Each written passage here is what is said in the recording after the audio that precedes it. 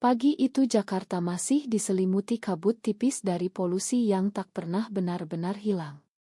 Saya berdiri di lobi gedung Harsono Group, tas kulit hitam di tangan kiri, sepatu hak tinggi yang sengaja saya pilih agar langkah saya terdengar tegas di lantai marmer. 15 tahun lalu saya meninggalkan tempat ini dengan air mata dan tas ransel lusuh. Hari ini saya kembali dengan saham mayoritas di tangan. Pak Harsono, ayah saya, duduk di ujung meja rapat besar lantai 28. Rambutnya sudah memutih di pelipis, tapi tatapannya masih sama seperti dulu, dingin, menghakimi, seolah dia pemilik seluruh dunia. Di sampingnya ada ibu, yang selalu diam ketika ayah berbicara, dan kakak laki-laki saya, Andi, yang kini menjabat sebagai direktur operasional. Mereka bertiga menatap saya seperti melihat hantu. "Saya Nadia Pratiwi Harsono," kata saya pelan tapi jelas, suara saya tidak gemetar meski jantung saya berdegup kencang. "Dan mulai hari ini, saya memegang 51% saham perusahaan ini." Ruangan hening seketika. Andi bangkit setengah berdiri, wajahnya merah. "Kamu bercanda, Nad. Dari mana kamu dapat saham sebanyak itu?" Saya tersenyum tipis, senyum yang sudah saya latih di depan cermin selama bertahun-tahun di Singapura dan London. "Dari pasar saham yang terbuka, Kak. Saya beli secara bertahap melalui perusahaan Proy. Semua legal. Semua tercatat di notaris dan OJ." Ayah tidak bergerak. Hanya matanya yang menyipit. Saya tahu dia sedang menghitung, mengingat setiap keputusan yang pernah dia ambil terhadap saya. Termasuk malam itu, 15 tahun lalu, ketika dia memaksa saya memutuskan hubungan dengan Sinta.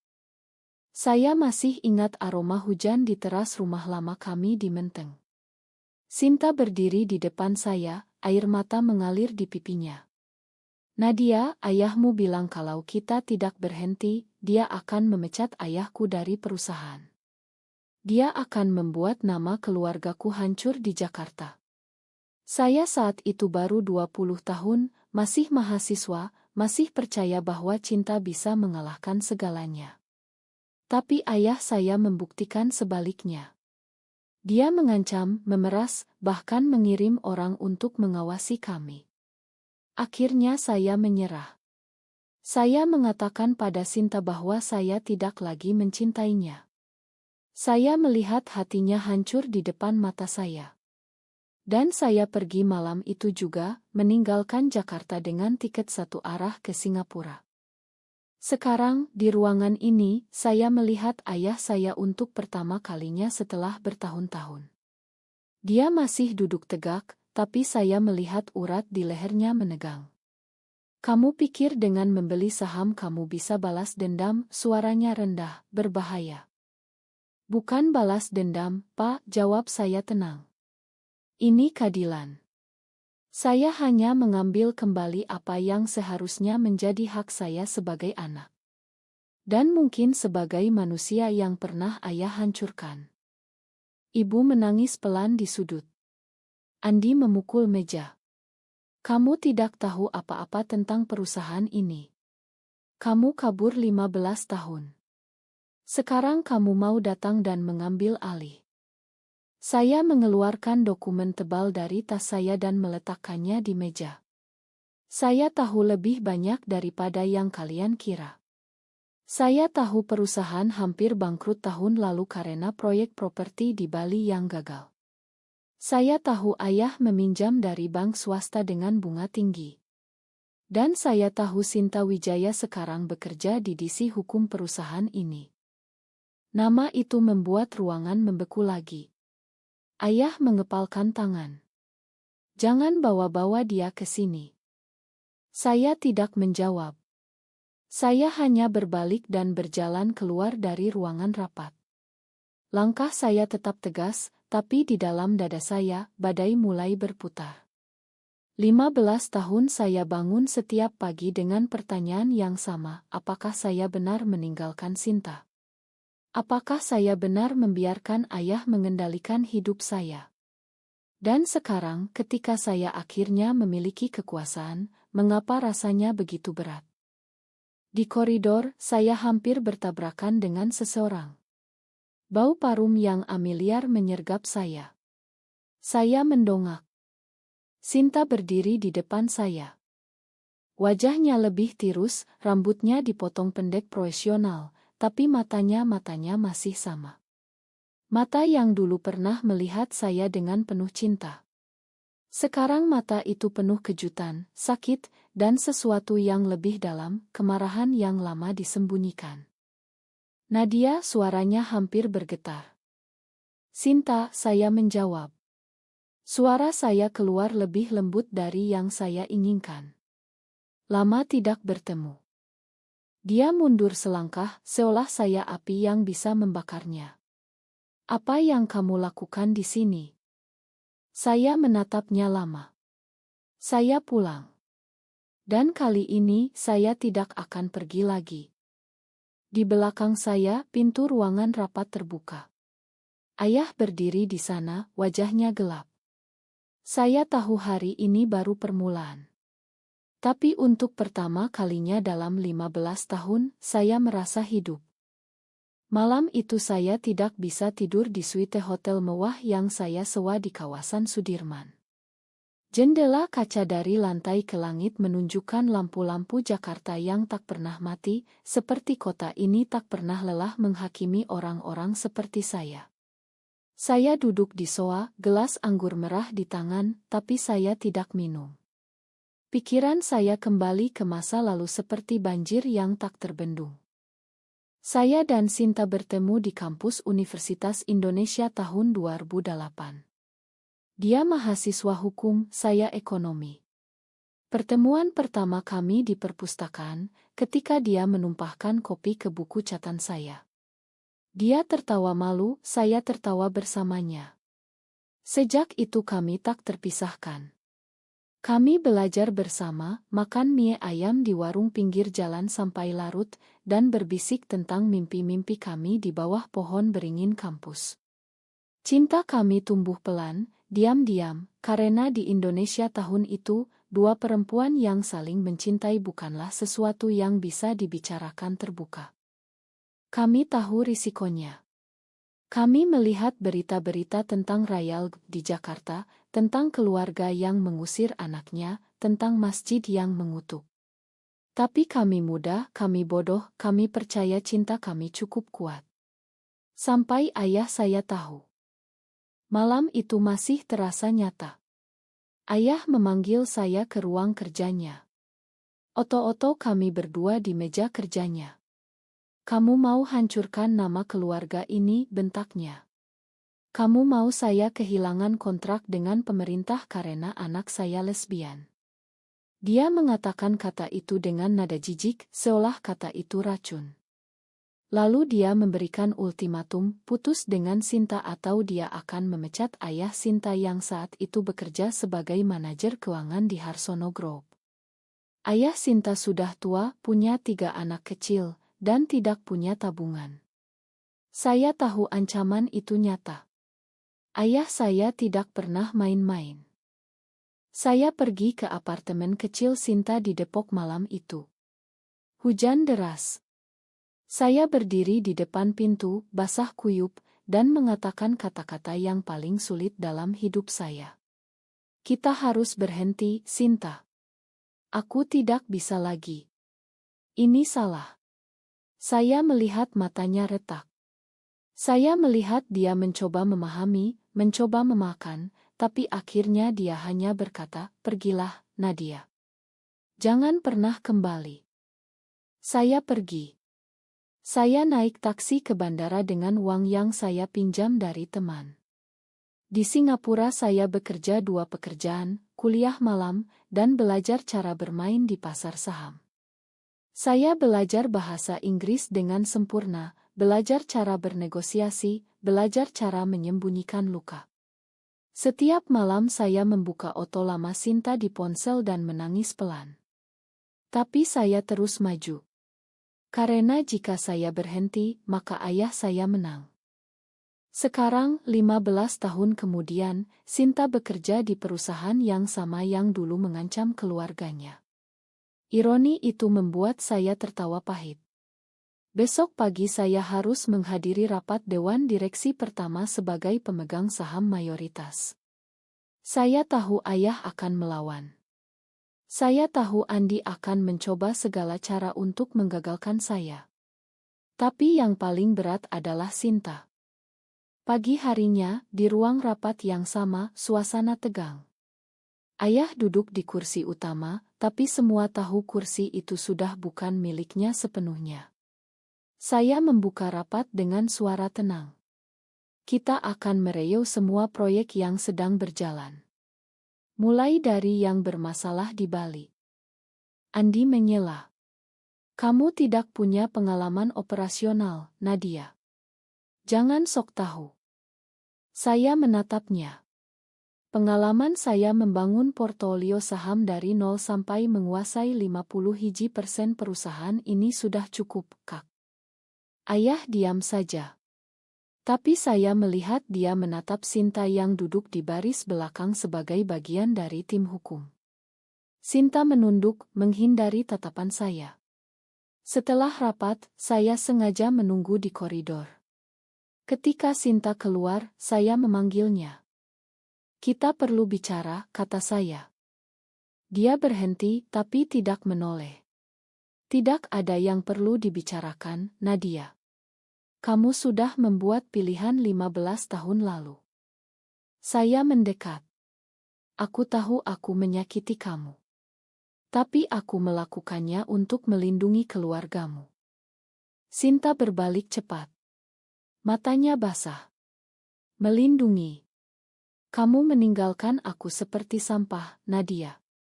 Aku hampir gila saat itu.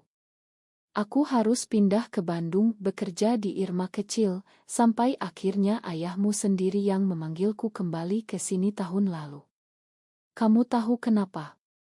Karena dia ingin aku menjadi pengingat bagimu kalau kamu pernah kembali.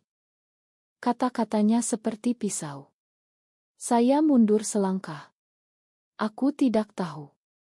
Tentu saja kamu tidak tahu, katanya pahit. Kamu kabur. Kamu selalu kabur. Dia berlalu meninggalkan saya di koridor yang dingin. Saya berdiri di sana lama, merasakan luka lama yang terbuka lagi. Tapi di balik sakit itu ada api. Api yang sama yang membuat saya bertahan 15 tahun. Kali ini saya tidak akan kabur lagi. 2 minggu berlalu seperti badai yang lambat.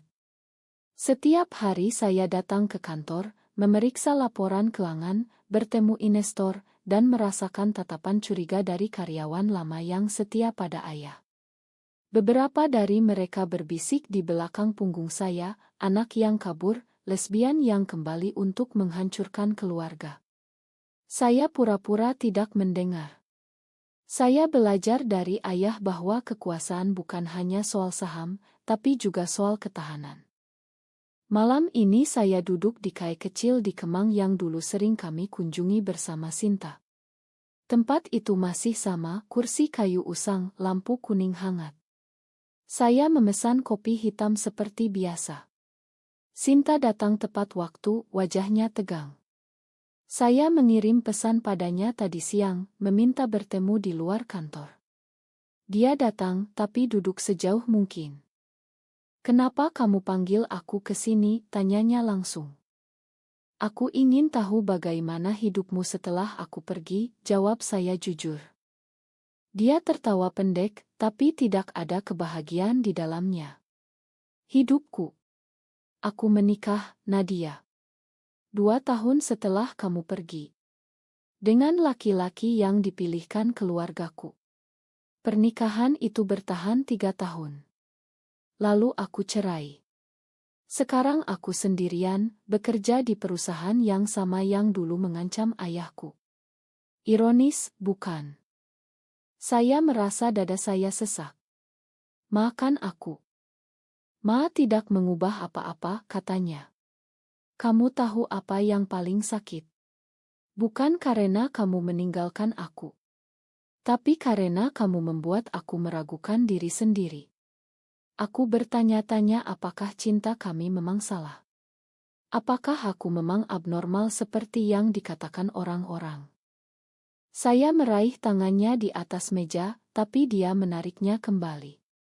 Sinta, aku tidak pernah berhenti mencintaimu. Setiap hari di luar negeri, aku memikirkanmu. Aku membangun kekuasaan ini bukan hanya untuk balas dendam pada ayah, tapi juga untuk membuktikan pada diriku sendiri bahwa aku tidak salah mencintaimu. Dia menatap saya lama. Lalu sekarang apa? Kamu akan mengambil alih perusahaan dan mengharapkan aku kembali padamu. Kamu pikir semudah itu? Saya tidak mengharapkan apa-apa, jawab saya. Saya hanya ingin kamu tahu bahwa saya siap menghadapi konsekuensinya. Termasuk jika kamu membenci saya selamanya. Sinta berdiri. Aku tidak membenci kamu, Nadia. Aku hanya lelah. Dia berjalan keluar tanpa menoleh. Saya duduk sendirian, memandang cangkir kopi yang sudah dingin. Di luar Kai, hujan mulai turun lagi. Sama seperti malam itu 15 tahun lalu. Tapi kali ini saya tidak kabur. Saya tetap duduk, membiarkan hujan membasahi jendela, dan berjanji pada diri sendiri bahwa kali ini saya akan memperjuangkan apa yang saya inginkan, meski harganya mahal. Keesokan harinya di kantor, ayah memanggil saya ke ruang kerjanya. Sendirian. Dia duduk di kursi besar, terlihat lebih tua dari biasanya. Kamu benar-benar ingin menghancurkan saya, Nad, tanyanya tanpa basa-basi. Saya tidak ingin menghancurkan siapa-siapa, Pak, jawab saya. Saya hanya ingin ayah mengakui bahwa yang ayah lakukan dulu salah. Ayah tertawa serak. Salah. Di negara ini, apa yang saya lakukan adalah melindungi keluarga. Kamu pikir masyarakat akan menerima anak saya lesbian? Kamu akan diusir dari lingkaran bisnis, dari pergaulan, dari segalanya. Saya sudah diusir, Pak, kata saya pelan. Oleh ayah sendiri. Dia diam untuk pertama kalinya, saya melihat keraguan di matanya. Tapi ayah saya adalah ayah saya. Dia bangkit dan berkata, kalau begitu, mari kita lihat seberapa kuat kamu, Nadia. Rapat pemegang saham besar minggu depan. Saya akan lawan kamu di sana. Saya mengangguk. Saya siap, Pak. Ketika saya keluar dari ruangan, Sinta berdiri di koridor, seolah menunggu. Dia mendekat dan berbisik, hati-hati, Nadia. Ayahmu tidak akan menyerah begitu saja. Dan aku masih belum tahu harus bagaimana dengan kamu. Saya menatapnya dan tersenyum kecil. Aku tahu. Tapi setidaknya kali ini aku tidak akan lari. Rapat pemegang saham besar diadakan di ballroom Hotel Bintang 5 di kawasan Tamrin. Ruangan penuh dengan para investor, direktur, dan media bisnis. Lampu kamera berkedip-kedip. Saya berdiri di podium, mikron di tangan, jantung saya berdetak kencang tapi pikiran saya jernih. Ayah duduk di baris depan, wajahnya seperti topeng. Sinta duduk di belakang, mata kami sesekali bertemu. Saya mulai bicara. Terima kasih atas kehadiran semua.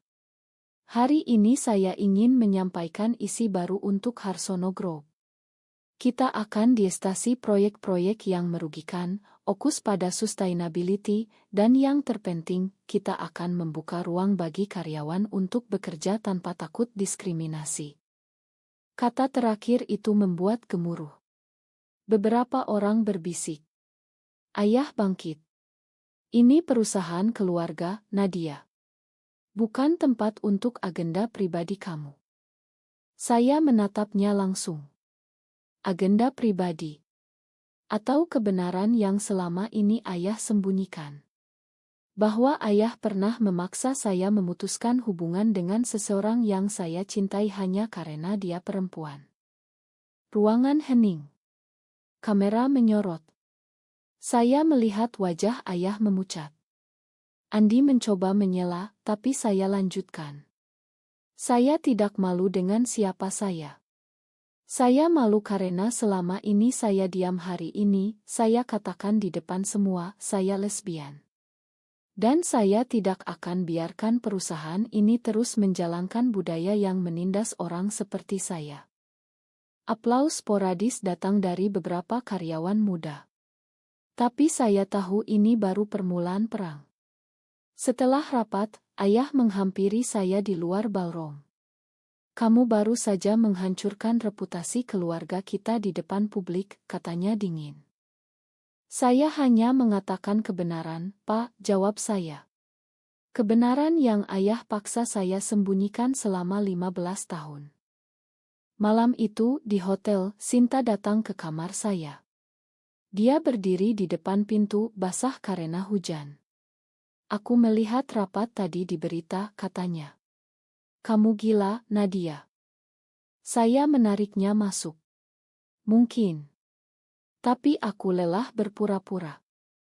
Kami duduk di sofa, saling diam lama. Lalu Sinta berkata pelan, aku masih mencintaimu. Tapi aku takut.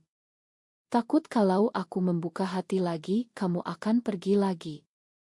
Saya memegang tangannya. Aku tidak akan pergi. Kali ini aku punya kekuasaan untuk melindungi kita berdua. Dia menangis. Saya peluk dia. Bukan pelukan romantis seperti dulu, tapi pelukan dua orang yang sama-sama terluka dan mencoba sembuh. Malam itu kami bicara sampai pagi, tentang luka, tentang mimpi, tentang apa yang mungkin terjadi besok. Pagi berikutnya, krisis pecah. Media memberitakan Putri Harsono Group akui orientasi seksual di rapat saham. Saham perusahaan turun 8%. Beberapa mitra bisnis mundur. Ayah memanggil rapat darurat. Kali ini dia tidak lagi diam, dia menyerang dengan segala cara. Kamu lihat akibatnya, bentaknya di depan seluruh direksi. Ini karena kamu. Saya berdiri tegak. Ini karena selama ini perusahaan kita dibangun di atas kebohongan dan ketakutan. Sinta, yang duduk sebagai penasihat hukum, tiba-tiba angkat bicara. Pak Harsono, secara hukum, Nadia berhak mengusulkan perubahan kebijakan. Dan saya dukung itu. Ayah menatap Sinta dengan mata penuh amarah. Kamu juga. Setelah semua yang saya lakukan untuk keluargamu. Sinta menatap balik tanpa takut. Justru karena itu, Pak. Saya tidak mau anak saya nanti mengalami hal yang sama seperti saya. Ruangan terbelah. Beberapa direktur mendukung saya, yang lain tetap setia pada ayah. Andi mencoba negosiasi di belakang layar, menawarkan saya posisi tinggi tapi tanpa kekuasaan nyata. Saya tolak. Malam itu, di rumah lama Menteng, ibu saya menunggu saya. Dia memeluk saya lama. Ibu selalu tahu, nak. Tapi ibu takut. Makan ibu. Saya menangis di pelukannya. Untuk pertama kalinya setelah bertahun-tahun, saya merasa ada yang pulang. 2 bulan kemudian, pemegang saham memilih saya sebagai direktur utama baru. Ayah mundur dengan hormat, meski semua tahu itu bukan pilihan. Saya berdiri di balkon kantor yang dulu miliknya, memandang Jakarta yang terus berubah. Sinta berdiri di samping saya, tangannya menyentuh punggung saya pelan. Kamu menang, katanya lembut. Saya tidak menang sendirian, jawab saya. Kita menang.